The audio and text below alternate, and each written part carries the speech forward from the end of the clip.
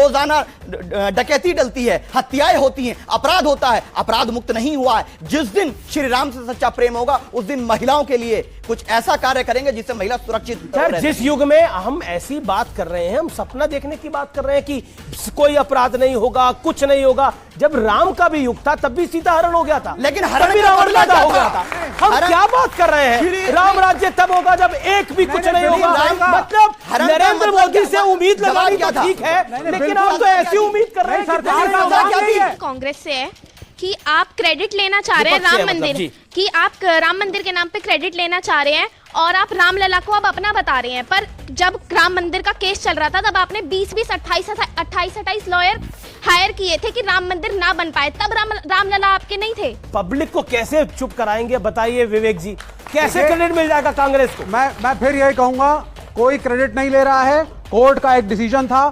ये हमारा जो देश है ये बहुत डाइवर्स है, अनेकों जातियां, अनेकों धर्म, डिस्प्यूट्स थे, डिस्प्यूट्स आते रहेंगे। हमारी एक व्यवस्था है, हमारा मीडिया है, हमारे कोर्ट्स हैं, हमारी एग्जीक्यूटिव है। 10 सेकंड। हाँ, मैं फिर एक्सपोज ही करूंगा। मैंने बोला ना आज लड़ूंगा नहीं, फिर एक्सपोज करूंगा। इन्होंने कहा जब बात हुई कि गीता को राष्ट्रीय ग्रंथ घोषित कर दिया जाए, उन्होंने प्रधानमंत्री से मांग की। इन्होंने कहा ये संविधान बदलना चाहते हैं, संविधान बदलना चाहते हैं। एक बार बताइए, कोर्ट में किसकी शपथ ली जाती है कि मैं जो कुछ कहूंगा, सच के सिवा कुछ नहीं कहूंगा? तो गीता संविधान का हिस्सा नहीं। और वो राष्ट्रीय ग्रंथ हो गया तो संविधान बदल जाएगा। ये इनकी सोच। कांग्रेस के वक्ता से सवाल है, विपक्ष से, कि विपक्ष से सवाल है मेरा कि आप अभी तो राम के क्रेडिट की बात करते हैं, लेकिन आप ही ने 2008 में सुप्रीम कोर्ट को कहा था कि राम काल्पनिक है। तो आज आप क्रेडिट की बात कैसे कर सकते हैं जब आपने राम को काल्पनिक माना है? ये कांग्रेस ये जो कोर्ट वाला था, हालांकि आप कांग्रेस के नहीं है, लेकिन कांग्रेस को कैसे क्रेडिट मिल जाएगा? आप खुद जानते हैं कांग्रेस ने क्या क्या कर्म करे हैं। मैं तो कई बार कह चुका हूं कि कांग्रेस का हाल ये हो चुका कि ना वो इधर के रहे हैं ना उधर के रहे हैं। सारा पूरा जो प्रक्रिया है वो कांग्रेस के दौर में हुआ। अगर बाबरी मस्जिद को गुंडे शहीद ना करते, मूर्ति ना रखी जाती, तो सुप्रीम कोर्ट बाबरी मस्जिद के चक्कर में पड़े हैं, समतल हो गई है जमीन। नहीं सर, अब रामलला विराजमान हो रहे हैं। सुन लीजिए, कान को सुन लीजिए।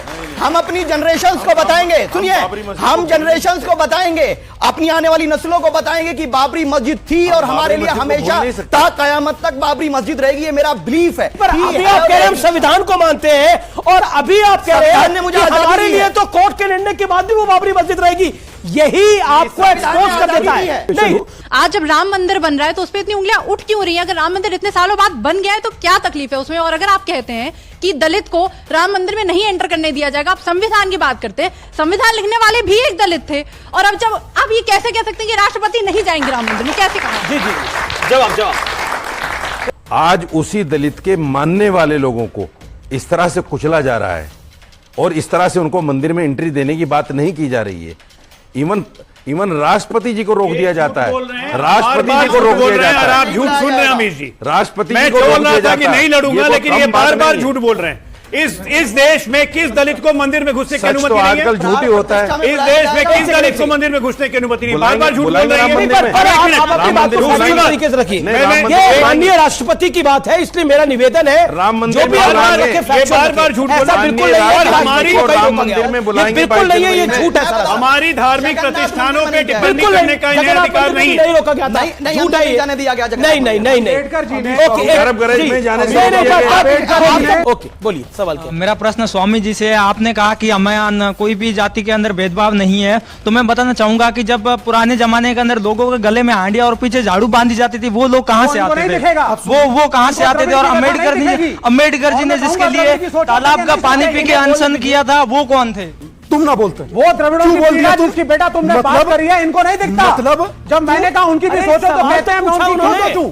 स्वामी जी आप उत्तर दीजिए। हाँ, वही हम कह रहे, तुम बोले भी क्यों नहीं बोलते? जोर से बोलो, सुनाई कम देता है। सुनिए, नहीं दादा, हमें बराबर सुनाई देता, आप नहीं बता पाते कुछ कहानी, और मैं बोलना भी नहीं चाहता। छोड़िए, मैं एक काम की बात बताता हूँ।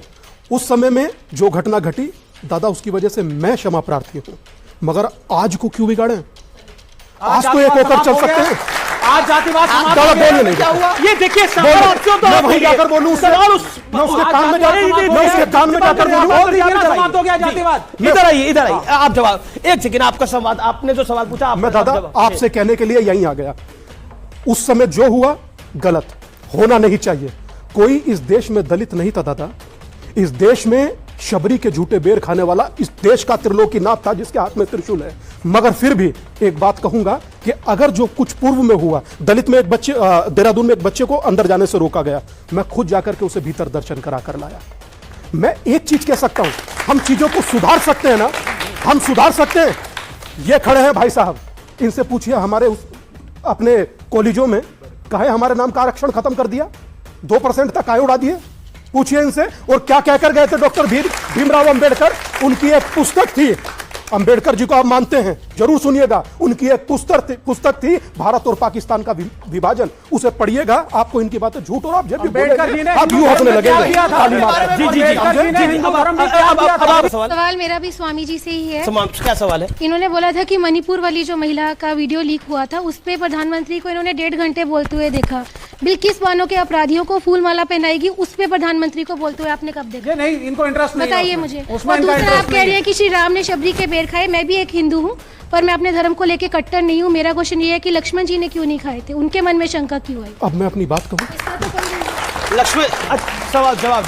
ये मैं बड़ा प्रसन्न हूं कि तार्किक प्रश्न है, और इसका उत्तर भी मैं देवी जी तार्किक ही दूंगा। जब राम साथ में हो तो लक्ष्मण की हिम्मत नहीं कि वो एक कदम भी बढ़ा दे, क्योंकि हम लोग गर्दन नहीं बेचते। बिल्किस बानो पे क्या बोलेंगे? अब बिल्किस बानो पे भी बोल देता हूं दादा। मैं एक चीज कहता हूं, चाहे देश की बेटी कोई हो, उसमें हिंदू और मुस्लिम में कोई फर्क नहीं, बेटी बेटी होती है, सबको उतनी ही पीड़ा होनी चाहिए। मगर अब आगे बोलने दीजिए दादा, ऐसे कोई ना बोलने दीजिए, जरूरी है बोलना, क्योंकि मौके पर टोकते हैं, ये प्री प्लान है सब। नहीं आप ये नहीं, क्या होता 2 मिनट रुके बाद में बोलिएगा। अच्छा किया गलत किया, मैं सिर्फ इतना बोल दीजिए। अब मैं एक बात, अच्छा किया गलत किया, एक बात तुमसे कहना चाहता हूं, साक्षी है दिल्ली की लड़की, तुम जानते होंगे दिल्ली में कितने चाकू मारे उसके माथे में, किसने कंडम किया? पूछिए, आपके शो में सुनिए, किया? आगे